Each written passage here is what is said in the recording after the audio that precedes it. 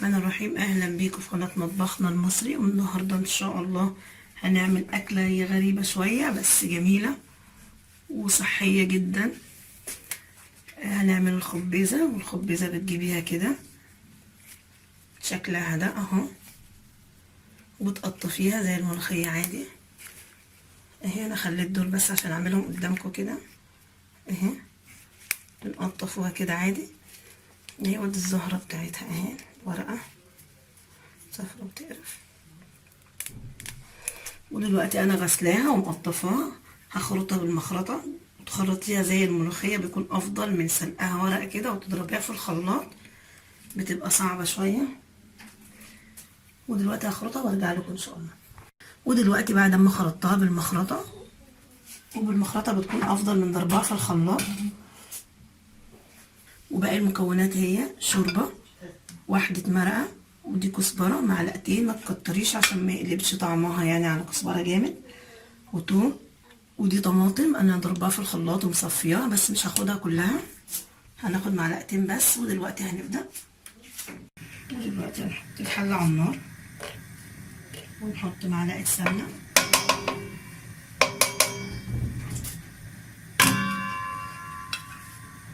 ونجيب حتة صغيرة من الثوم مش كتير، ونقلبها كده لحد ما يصفر بس الثوم حبة. نقلبها كده لحد ما الثوم يصفر حبة، وبعدين بنضيف معلقتين عصير طماطم.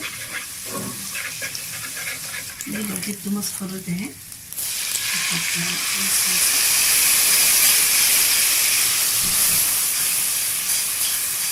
مش كتير يعني، حوالي نص كوباية صلصة. ونحط كده بعد كده البهارات، فلفل أسمر،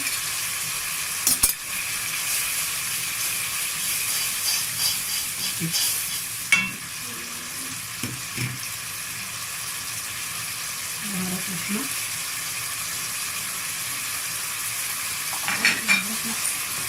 نقلبها حبة كده. وبعدين نحط واحدة المرقة،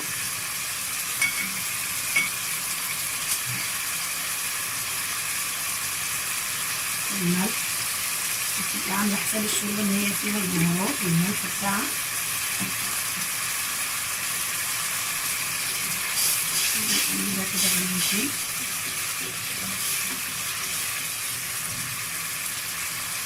نزود حبة شوربة قليلين بس كده، ما تكتريش عشان ما تخفش منك. ايه لو خفت هتبقى مش حلوة. ودلوقتي هننزل الخبيزة، الكزبرة،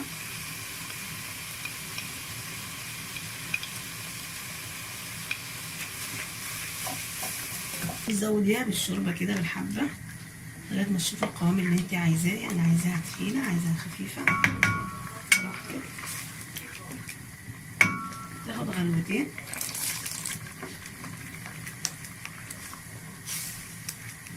خلاص، وهنشوف هنعمل ايه كمان. ودلوقتي خلاص كده استوت، هننزلها ونبدأ نعمل لها الطشة. دلوقتي هنجيب معلقة سمنة،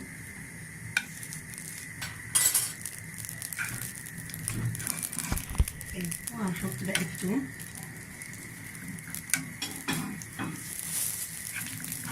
طبعا الخبيزة كل واحد يعملها بطريقته، بس جربوها بالطريقة دي ان شاء الله هتعجبكم والله. في اللي بيحط لها نص كوباية رز ينقعها ونضيفها عليها، بس انا ما بفضلش كده، انا بفضل اتعامل معاها كده. جربوها هتعجبكم جدا ما شاء الله. هنحمر الفوق يعني مش السخن. ودلوقتي التومة احمرت اهي، انا محمرهاش جامد عشان ما تمررش.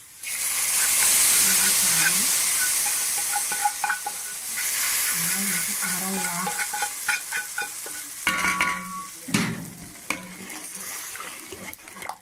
بس كده. وبكده نكون انتهينا من الخبيزة من غير رز. جربوها ان شاء الله هتعجبكم جدا. وهي كده خلاص جاهزة على التقديم.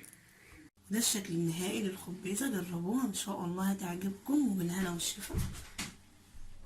وإذا عجبكم الفيديو ما تنسوش تشتركوا في القناة وتضغطوا لايك وتفعلوا الجرس، وشكرا.